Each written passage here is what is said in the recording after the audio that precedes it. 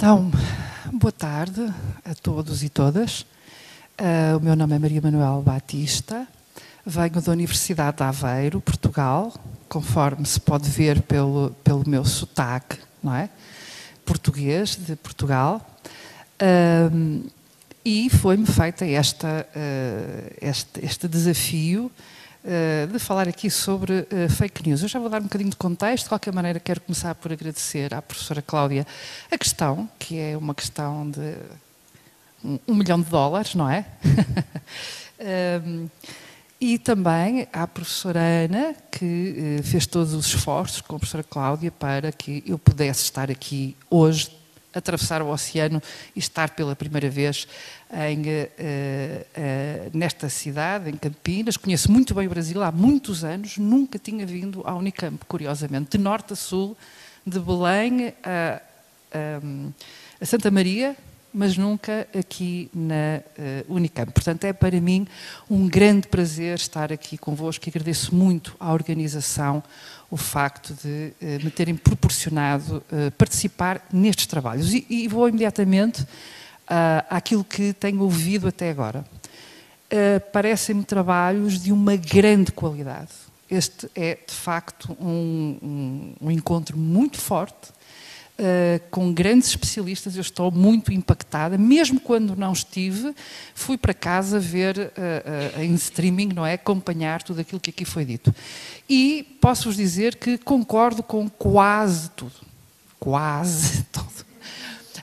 E, portanto, eu queria, na minha fala, queria-vos dizer que não pratico o ou isto ou aquilo, ou aquela teoria ou esta.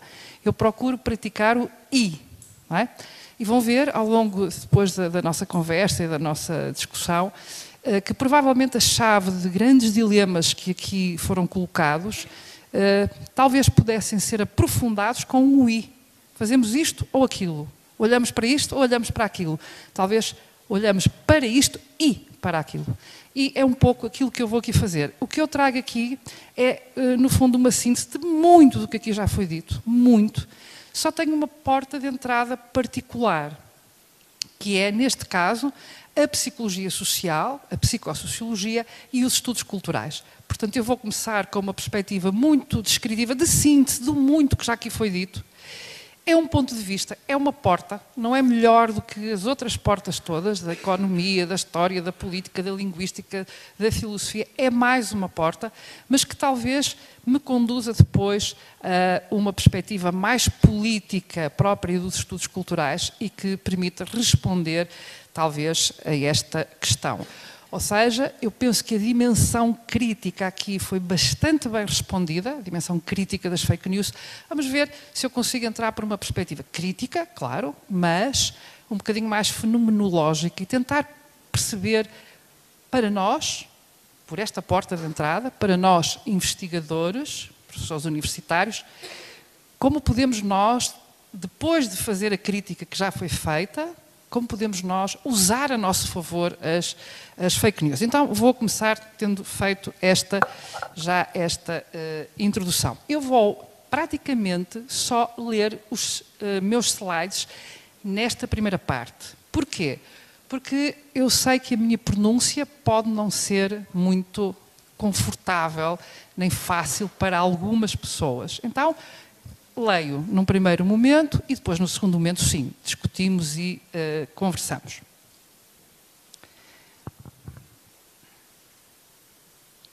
Então, partindo da importância crescente dos novos mídia na configuração cultural das sociedades contemporâneas, nesta mesa redonda queremos aprofundar o modo como se criam e disseminam as fake news no contexto de uma cultura mediatizada de alta velocidade, e eu queria sublinhar isto aqui, mediatizada e de alta velocidade, em simultâneo com a deslegitimização dos agentes mediadores da informação. Palavras-chave: cultura mediatizada e deslegitimização. Antes de mais, gostaria de fazer um recuo a um fenómeno que precede as fake news e que se encontra estudado ainda de forma insuficiente já nas décadas de 60 e 70 do século XX. São eles o rumor e a calúnia. Ainda antes de fake news, redes sociais e por aí fora.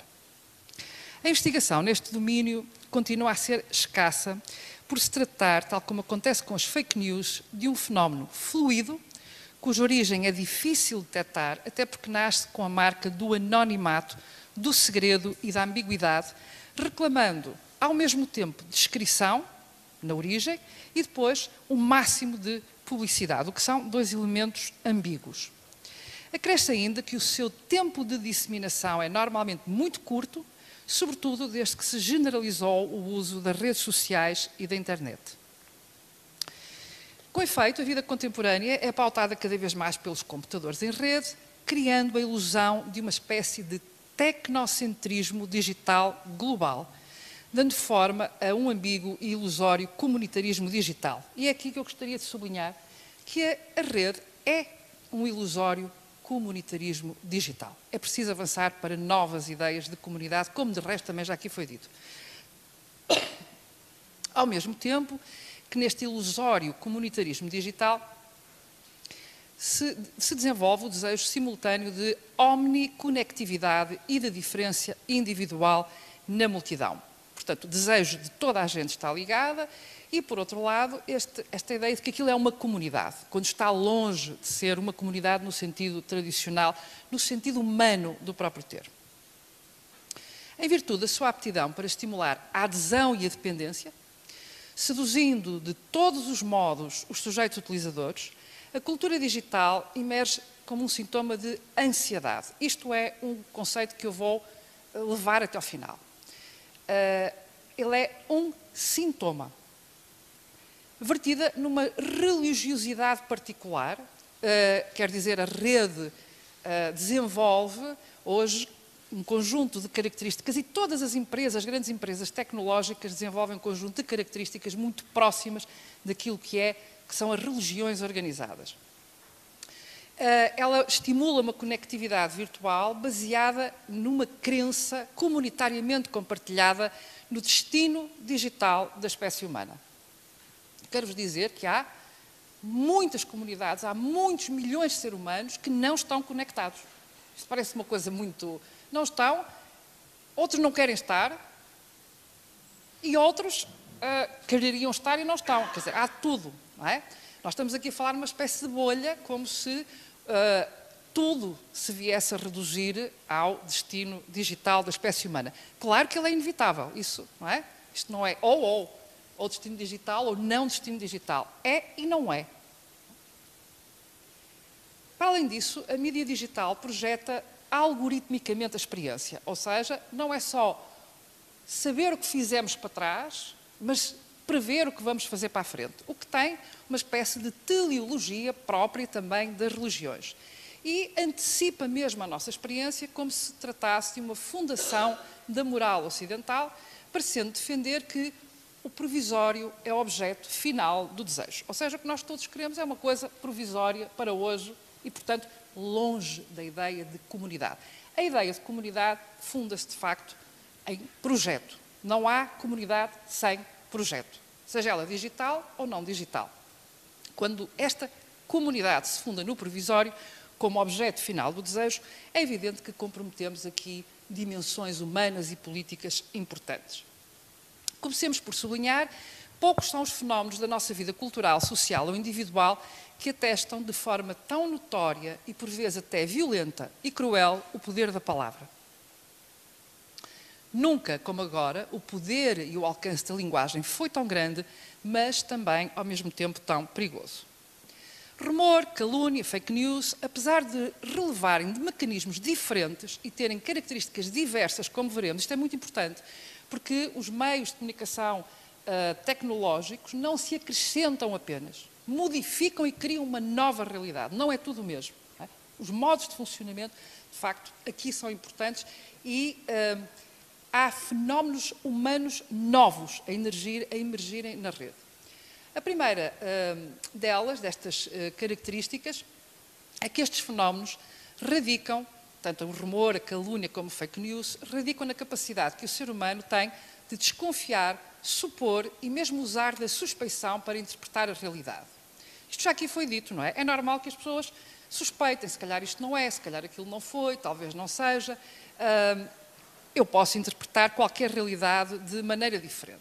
Este facto, que é natural e até profundamente humano, racional e inteligente, ver, por exemplo, o debate verdade pós-verdade, encontra-se legitimado se considerarmos que toda a realidade é, por natureza, equívoca e ambígua. Portanto, não haverá nunca uma só história sobre a realidade. Haverá sempre várias. Desde o próprio ciborgue aos acontecimentos mais objetivos, até aos discursos sobre os outros, o próprio ou o mundo. Isto sempre foi assim e sempre há de ser assim. É uma realidade natural. É nestas duas dimensões incontornáveis, a ambiguidade do ser humano, e já do ser humano ciborgue atual, e do que o rodeia, bem como a sua capacidade de suspeitar e duvidar, que se fundam o rumor, a calúnia e as fake news. Apenas que nestes casos trata-se de um aproveitamento do lado sombra e tenebroso destas dimensões humanas. Vamos ver porquê. Na verdade, em qualquer dos casos, trata-se de um exercício de convencimento do outro, também já aqui foi dito várias vezes, tendo por base uma verdade não verificada que se funda exclusivamente num exercício de interpretação frequentemente fantasioso e imaginativo. Na fake news, também já aqui foi dito hoje e ontem, misturam-se factos, pseudo-factos, putativos discursos, palavras soltas, atos ambíguos, opiniões infundadas e até suposições contaminadas pela ficção literária.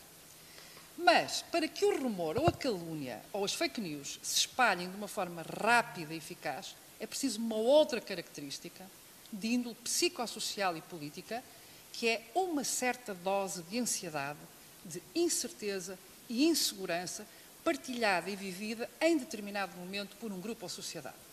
Se não tivermos esta ansiedade, esta incerteza, esta insegurança, as histórias alternativas, as fake news, os rumores, isso são criadas, como veremos, e todos os dias são criadas milhares, mas só algumas é que circulam, só algumas é que se tornam fake news. A pergunta que nós temos que fazer é em que condições uma destas histórias alternativas encontra um bom terreno para se disseminar. Esta é que é a nossa pergunta de investigadores, do meu ponto de vista. As fake news são, então, um sintoma. Eu trato aqui as fake news como um sintoma, um bocadinho na sequência do colega sábio, não é, que falou no início, que servem simultaneamente para exorcizar os medos. Portanto, nós com uma fake news, a primeira pergunta que temos que fazer, uma fake news, é que medo está aqui exorcizado? Portanto, fazer o caminho contrário, não é? É um bocadinho como a psicanálise, que vai dos sintomas àquilo a que se refere o próprio sintoma. E antecipar reações, portanto, trata-se de exorcizar os medos, antecipar reações a eventuais acontecimentos futuros que são vistos como ameaçadores, mas também a fake news, também já aqui foi dito ontem, ela tende a aumentar a coesão do grupo, dando a cada um a confortável e securizante sensação de pertença a um todo social, económico, político e cultural. No entanto, eles distinguem-se os rumores e a calúnia e as fake news. A calúnia é mais uma coisa pessoal, é um relacionamento interpessoal que, em determinado momento, é tomado pela raiva e pela vingança. O rumor, ele tem a ver com uma profunda ansiedade social e já está muito ligado àquilo que são as fake news. Ela é o sintoma, o rumor é o sintoma da vida social e cultural de um tempo. As fake news conseguem ser tudo isto ao mesmo tempo. Participam da lógica da calúnia e, ao mesmo tempo, do rumor, articulando estes dois fenómenos. As fake news fazem emergir um fenómeno qualitativamente diferente por causa do meio digital, como vos dizia há pouco. Primeiro, por causa da velocidade de disseminação na rede e, por outro lado, porque é praticamente impossível saber qual é o ponto de origem. A velocidade de disseminação tem a ver com a incapacidade que o ser humano tem de compreender, abaixo de determinado período de tempo, uma qualquer informação, interpretando-a e contextualizando-a. Ninguém consegue, numa fração de segundo, compreender exatamente o que ali está. E, portanto, a reação é muito automática, não é? É muito fisiológica, é o partilhar, desde que alguma coisa inconscientemente, imediatamente, venha ao encontro daquilo que é o meu medo, o meu receio, a minha convicção. E, portanto, do ponto de vista cultural, a tecnologia aparece como um meio de integração social, mas também como uma espécie de religião, quer na sua estética, quer na forma como se tornou globalmente hegemónica. Esta mudança de paradigma da comunicação entre os seres humanos veio estimular o desejo pelo previsório, veja-se, por exemplo, a Apple, não é? aumentando a ansiedade. Não é só que os tempos sejam ansiogénicos e de crise. As próprias novas tecnologias aumentam nos sujeitos utilizadores o seu grau de ansiedade. Aumentando então a ansiedade, mas também o regime algorítmico da intimidade, a tecno-intimidade dos serviços online, prometendo o sempre procurado amor e estimulando o desejo e a ansiedade. Para o novo indivíduo, o tempo resume-se então ao presente, operando-se assim uma diminuição gradual do nosso sentimento de passado e futuro. E é aqui que falta o futuro, falta a comunidade, falta o projeto, falta de facto a palavra. Sem memória nem contexto e abandonando a ideia de projeto e palavra como fundadora do contrato social, resta ao sujeito a linguagem individual da sedução e da estética, cujo ponto de aplicação é o instante. Não é por acaso que os rumores surgem então em épocas de instabilidade e insegurança, desencadeando situações de pânico que têm menos a ver com a noção objetiva da realidade do que o estado de um dado grupo e de uma situação psicossociológica e cultural. As fake news, de facto, correspondem às sociedades em rede de crise globalizada, mas também a uma profundíssima crise de representação. Toda a gente quer ser autorrepresentar na rede. E, portanto, ninguém acredita na política, no sentido clássico em que a tínhamos como os políticos que nos representam. Então, para investigar os mecanismos da fake news, o melhor caminho não é indagar da sua origem, quer dizer, procurar saber de que sujeito partiu. Quem foram os primeiros a fazer eco da fake news? Qual é o seu grau de verdade? Não é este, do meu ponto de vista, o caminho. A investigação mais recente sublinha que histórias mais ou menos fantasiosas são inventadas todos os dias por sujeitos pertencentes aos mais variados grupos e com os mais diversos interesses e não chegam a tornar-se fake news, morrendo à nascença. Para que uma história fake news possa disseminar-se, ela tem que ter algumas características. Primeiro, veicular informação nova sobre a atualidade e ser convencendo, claro, e ser plausível.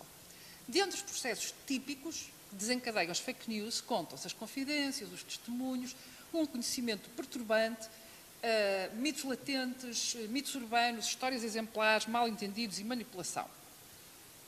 As fake news são também a voz do grupo e elas são dispersão de informação a que hoje se acrescenta também interpretação e comentário. A interpretação e comentário da fake news na rede faz também parte da fake news e dá a sensação de isolamento, ou seja, de que está ali a comunidade toda.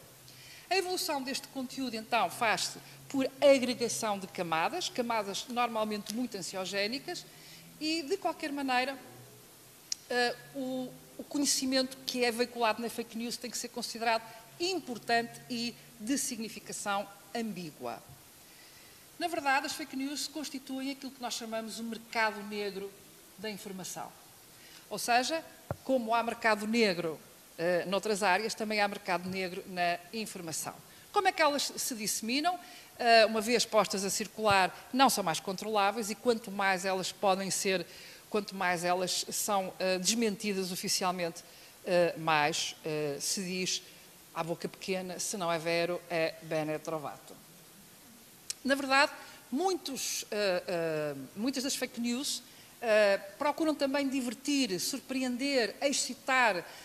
Os jornalistas sabem que o cão mordeu o homem não é uma notícia, ou que o homem que mordeu o cão é notícia, mas que o cão que mordeu o homem não é.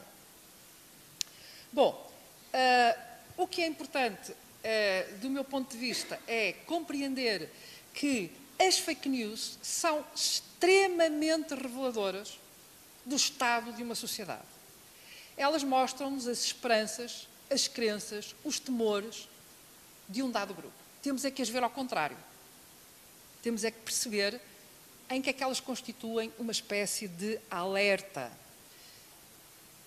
Por outro lado, temos que perceber que elas funcionam como uma forma de encontrar uma inserção social e cultural a sujeitos que na comunidade digital estão normalmente isolados e que praticam a conformidade. Eu já vou acabar. Eu tinha negociado consigo um bocadinho, uns minutinhos, que depois serão retirados da próxima. Lembra-se? Ok. Então, por outro lado, O prestígio social também se joga nas fake news. Há uma espécie de ansiedade no momento em que o sujeito está a partilhar uma fake news. E uma espécie de uma pergunta que ele faz a si próprio: quantas pessoas acreditarão nisto? Quantas pessoas disseminarão isto? Quanto mais disseminar, mais a sua própria identidade se jogará ali. E depois há esta ideia de ser algo divertido, objeto de curiosidade e surpresa, e ao mesmo tempo poder libertar o material recalcado. É próximo da anedota, mas diferente, porque a anedota não pretende contar uma história verdadeira. E aqui a pretensão é fazê-la passar por uma história verdadeira.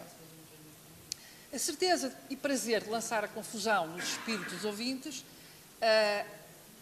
vai permitir que a fake news seja aquilo que nós podemos chamar, e vou ficar por aqui, uma chiclete coletiva para servir depois de uma boa refeição.